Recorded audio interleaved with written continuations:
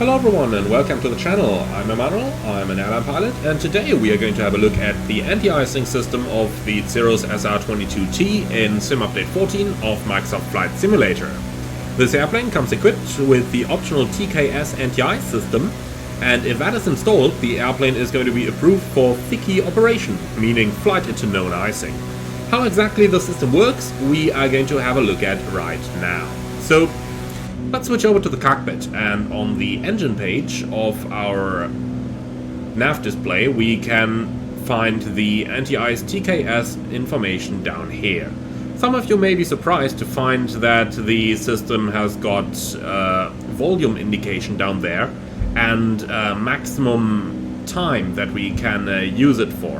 Now, why we have those is going to become clear very soon. The TKS anti-ice system on the SR22 basically works by inserting anti-icing fluid on the leading edges of the most exposed and most critical surfaces. So if we have a look at the outside, we can see that we've got these black areas on the leading edges of the wing, we've got it on the spinner of the propeller, and we've got it on the horizontal and the vertical stabilizer of the airplane. In these areas, when the system is activated, de-icing fluid is going to be injected on the leading edges, and thereby the freezing point of the water or of the ice is going to be reduced, and thereby it can no longer freeze onto your airplane. So that's the theory.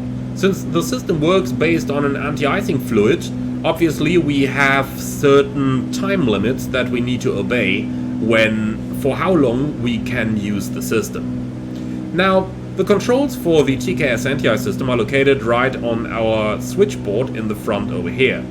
We've got an ice light, we've got our pitot heat, and then we've got the ice protection system itself. So let's start with a little of basics before going into what the airplane can actually do. So when we're talking basics, we are talking limitations of the system. And even with the TKS anti-ice system installed, flight into known icing conditions is absolutely allowed, but flight into freezing rain or freezing drizzle is prohibited. Also, flight into severe icing conditions is not allowed with the system installed. Now, inadvertent operation in freezing rain, freezing drizzle mixed by conditions or conditions defined as severe may be detected by visible rain at temperatures below 5 degrees centigrade, droplets that splash or splatter on impact at temperatures below 5 degrees centigrade, ice on or behind the wing or horizontal tail panels that cannot be removed with the anti-ice system in high flow, and unusually extensive ice accreted on the airframe in areas not normally observed to collect ice. Now, let's talk about how the system works exactly. We need to fly at a minimum speed of 95 knots for flight into known icing conditions. The maximum speed for anti-icing operations is 177 knots indicated airspeed and 204 knots of true airspeed. The recommended speed when holding is 120 knots. Maximum weight for flight into known icing, 3,600 pounds, so a tiny bit below the maximum takeoff weight of the plane. Now, takeoff is prohibited when any ice, snow, frost or slush adhering to the wing, stabilizers, control surfaces, propeller blades or engine inlets is found. The minimum temperature for the anti-ice system is minus 34 degrees centigrade. And with those basics covered, let's now have a look into the exact operation of the system. So, in the ice protect panel down here, we've got a couple switches. We've got the on and off switch. Then we've got a switch where we can switch between the different modes of the ice protection system, normal and high, and we've also got a maximum switch next to that. Then we've got a backup pump in case of primary pump failure, and we've got a windshield anti-icing function. So generally when ice is starting to form on the airplane like it is right now, then we are going to switch the ice protect switch to on. Make sure the pitot heat is on at any time when we are flying in suspected icing conditions anyway. With the ice protect switch on, we can see that on the anti-ice TKS panel we've now got a blue box around the normal setting. And this basically tells us, with the anti-icing system operating like this, we've got 2 hours and 8 minutes of fluid remaining. Now, let's have a look at the outside of the plane and see how the ice is going to develop. So, we've got a lot of ice on our airplane already, and obviously that is not a good thing, and we would have prevented that in real-world operation, of course. In our simulator over here, I left it to accumulate just in order to show you what the system can do. So right now we can see that obviously we should give the system a little bit of time, but let's just assume that we cannot get rid of any of that icing. When that is the case, we're going to switch from the ice protection switch from normal into high mode. High is going to inject more fluid in order to increase the rate at which the anti-icing is provided. Now, by default, when the switch is in the normal position, then fluid is going to be provided on a 1 to 3 basis. So basically, you will have 30 seconds of fluid application, followed by 90 seconds of no application.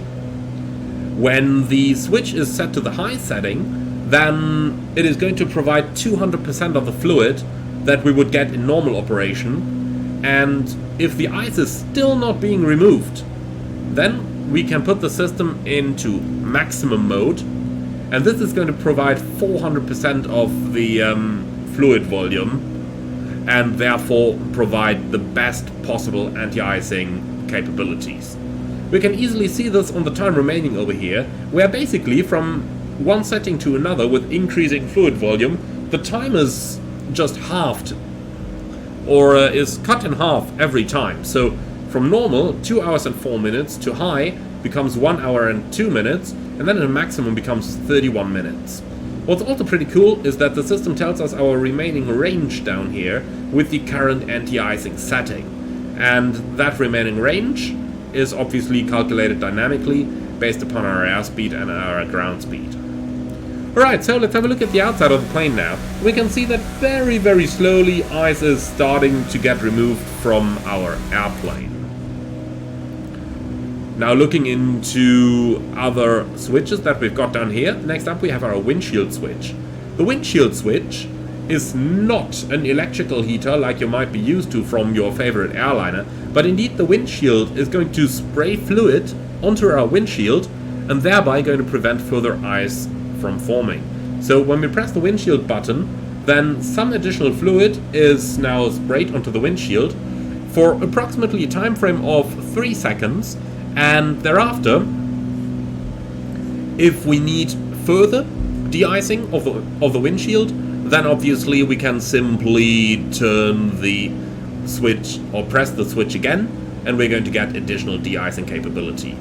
Also, it's a very good idea to turn the heater in the cabin up to the very maximum so that our windows get warmed by the air that's being distributed into the cabin as well.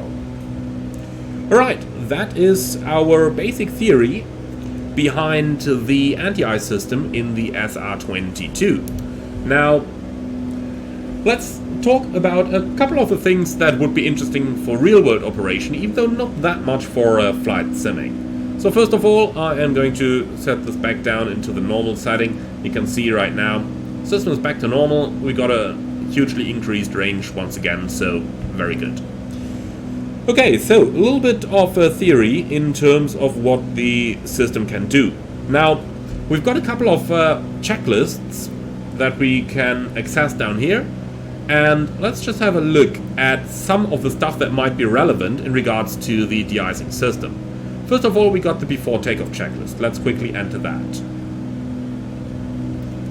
So when we scroll all the way down in the before takeoff checklist, at the very end of it, we are going to find a section for takeoff into icing conditions. Basically the one down here. If icing conditions are anticipated immediately after takeoff, basically we're going to turn on the system on the ground already. And look at that, the cabin heat is actually part of the procedure, because it does greatly help to reduce the amount of ice forming on the cockpit windows. So basically, we turn the entire anti-icing system on, but nonetheless we need to verify that the airframe is free of contamination immediately before takeoff. After takeoff, we're going to retract the flaps as soon as practical, because ice forming in the mechanisms of the flaps can have adverse consequences. So we want those flaps retracted as soon as possible, but nonetheless make sure that you achieve a certain minimum speed, around 90 knots, before actually starting your de-icing process. Alright, let's quickly change around the fuel tank. We got the fuel imbalance message up here. Alright, and that's what you have to take care of if icing conditions are anticipated immediately after takeoff. While flying in icing conditions, the flaps need to be kept up. The ice inspection light should be used as needed, so that's the ice light you find down here. When that thing is turned on, basically you got a light up here and on the other side, which is lighting up the leading edge of the wing at night. And that gives you the opportunity to actually look outside and see if there is any ice forming on the plane as you fly along. So that's what the ice light is for. Now, when leaving icing conditions, or after leaving icing conditions, the system is going to be simply turned off. The airspeed is going to be adjusted as flight conditions dictate, and anything else is basically going to be run as you need it. Most importantly, once you're clear of ice, you may want to reduce ice from your windshield, so the windshield button may be used occasionally. Just be aware, it is not a permanent thing, but much rather there's 3 seconds of a fluid spraying onto the shield, and then it's going to last forever so long. For approach and landing, if icing conditions exist, let's have another look at the checklist up here. So, known icing conditions in flight is the first one that we want to have a look at. And this basically tells you directly through what you need to do when you are entering icing conditions. Now let's go ahead and have a quick look into what we've got here. I believe it is the before landing checklist.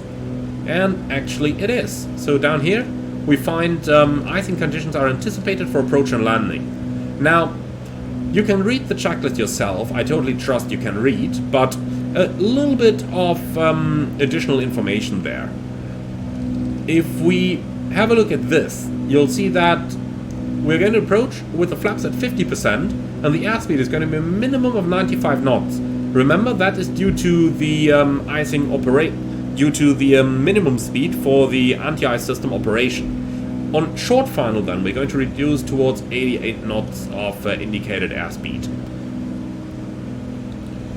Alright, after landing and shutdown, you're going to switch the anti-icing system off, so leave it running after landing, and only then switch it off when you actually shut the airplane down.